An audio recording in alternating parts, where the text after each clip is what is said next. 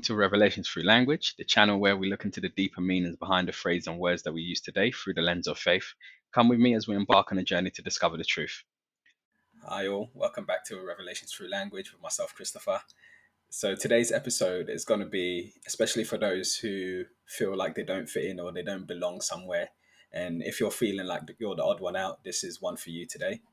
So we've all been there where we feel like we're the odd one out or we don't fit in a particular place that we are. So this often, relates to peer pressure or pressure from those around us. And if you watch my video on peer pressure, you can see what peer pressure actually is and where it comes from. So we all, as humans anyway, feel the need to fit in. Fitting in is one of the most basic human instincts.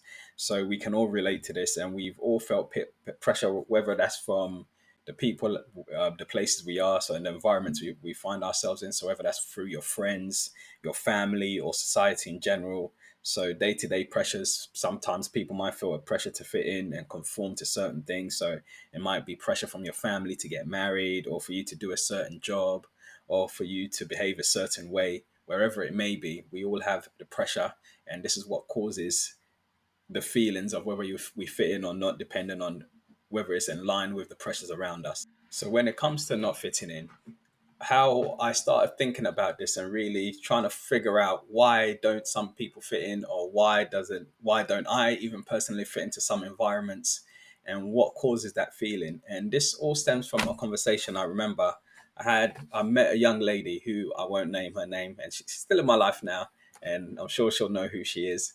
But I met this young lady, and we were having a conversation, and the stuff she was saying was really intriguing, very mature, and what she was saying wasn't something that I've heard anyone else typically say before. And that made me start looking at her and thinking, I mean, you don't fit in. You're different, and different just means special, or special just means different. So the stuff she was saying, I realized this person is special. So from there, all I did was kind of just observe her and see how she conducted herself. Because where we were in a wedding, and there was other women around, of course, as well. But because of the things that she said that caught my attention, that made me realize this person's special. I also observed to see if it was in line, the behavior was in line with what I suspected. And the reason why I observed is the only true way to see someone being themselves is to watch them when they think no one's looking. And for me, how my eyes and my ears are trained is I look out for those who are different, those who are special. So when I'm in a crowd, I don't look for the person who's doing the same thing as everyone else or saying the same thing as everyone else, because that makes you the same as everyone else. And that's nothing I haven't heard before, seen before. But a person who's different, and a person who says and does something that I haven't heard before, that's the person who I keep my eyes on.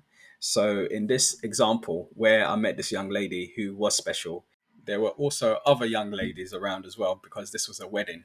And then that's when I really started, later on further down the line after this encounter anyway, started really to reflect on it, to think, okay, this person didn't fit in because they were special, but why? And then the word that came to me and I realized was the word outstanding. And when I looked at the word outstanding, so typically now in modern culture, when we use the word outstanding, we use it to mean excellent, when that is actually not the true meaning. So just like this young lady being outstanding, if you look at the word outstanding itself, you break it down into two parts. You've got out and stand. So, and if you reverse it, it's just standing out. So it doesn't say what you stand out for or why you stand out. It just says standing out or outstanding. So anyone who behaves different or is special amongst a group of people doing exactly the same thing, who are you most likely to notice? And because those who stand out or those who behave differently are more likely to be seen, this is where a lot of people feel the pressure to not be seen and are scared to be perceived as special, and they try to go against themselves and fit in. So a lot of the times we've all been there where we know something's not right or we shouldn't do it, but because we don't want to stand out or we don't want to rock the boat, we we go against our conscience and not fit in. And where I realized that it's also a coping mechanism for survival. So the young lady in question here who sparked this initial thought process, I was saying this to her about how I noticed certain things and I really paid attention. And she joked and said, it sounds like you were stalking me. So I quickly Googled the definition of stalking and I said to her, that's exactly what I was doing. So to stalk is defined as actually pursue or approach stealthily. So just watching something very carefully. Whereas in our modern culture, we talk about stalking as in harassment. So to stalk means to actually watch something carefully. So how it becomes a defense mechanism is those who behave different push themselves to fit in because then they won't be spotted. Because if you're spotted, then you can be seen by either good people or bad people. And this is where, as Christians especially, in the Bible, it talks about discernment. And discernment is the ability to to judge and tell between the good and the bad. So for those who stand out and those who are special, it's for you to use the discernment to see whether someone approaching you is because they're a good person or they've spotted something that they can exploit. So use your discernment. And using your discernment and being yourself will mean you will outstand everyone else because you're being authentic. So outstanding means you also outstand. You'll stand the test of time. You'll last when everyone else folds. But because you're being yourself, you'll stand strong. And you'll stand strong because you have God protecting you and blessing you. Because if we're all created in the image of God, and remember, God is spiritual. So if we're all created in the image of God, how can God bless you when you're not being yourself, when you're trying to fit in into something that He didn't create you to be? So the two verses on the screen that I'll leave you with today is the first one is James 4, verse 4. So it says, "Do you not know that friendship with the world is enmity with God? Therefore, whoever wishes to be a friend of the world makes himself an enemy of God." And then Matthew chapter 9, verses 12, it reads, "It is not the healthy who need a doctor, but the sick."